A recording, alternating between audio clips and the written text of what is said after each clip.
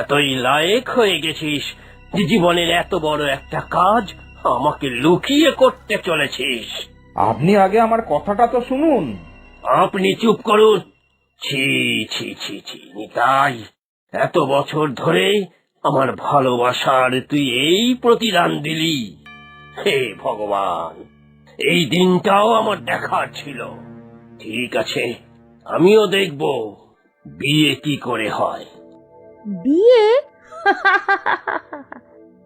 এই মেয়ে, তুমি হাসছ কেন? কার বিয়ে দাদু? তুমি কি ভাবলে আমাদের বিয়ে হচ্ছে? আমাকে বোকা বানানোর চেষ্টা করো না একদম। তোমরা আমাকে লুকিয়ে বিয়ে করছো আমি জানি। দাদু, আমার কথাটা শোনো একবার। তুমি যেটা ভাবছো সেটা ভুল। ভুল?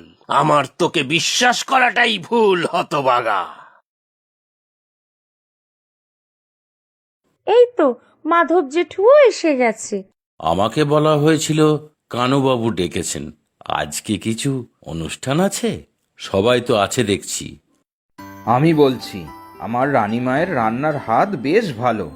যারা খায় তারাই প্রশংসা করে। তাই একদিন রানী প্রস্তাব দিল যে যারা দুস্থ মানুষ আছেন তাদের জন্য যদি দুবেলার খাবারের সংস্থান করা যায়।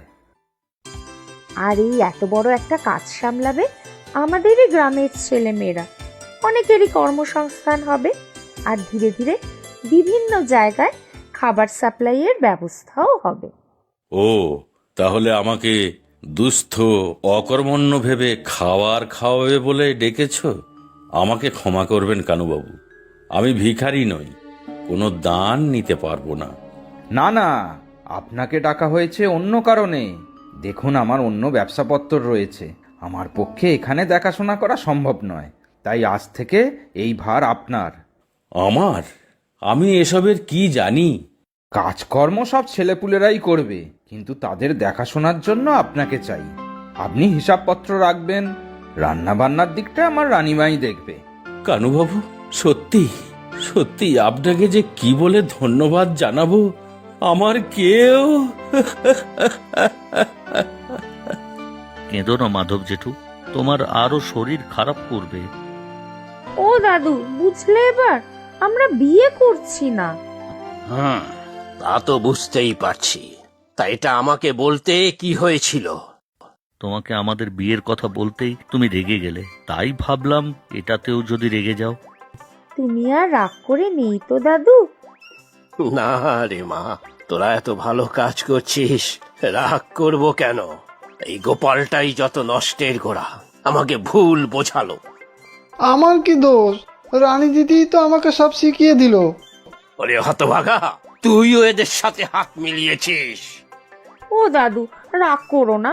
তোমাকে এভাবে না বললে তুমি কি এখানে ছুটে আসতে? বলো তো, তোমার জন্য আরেকটা চমক আছে, বুঝলে? ওই ওপরে দেখো। এ কি? এই যে আমার মায়ের নাম। এ হোটেল তোমার মায়ের নামে হবে। তুমি তো বললে সেদিন আমার রান্না খেয়ে তোমার মায়ের কথা মনে পড়ে গেল। বেঁচে থাক মা, বেঁচে থাক, খুব সুখী হ। আচ্ছা, এবার সবাই ভেতরে চলো। ঠাকুর মশাই পুজো শুরু করবেন এবার।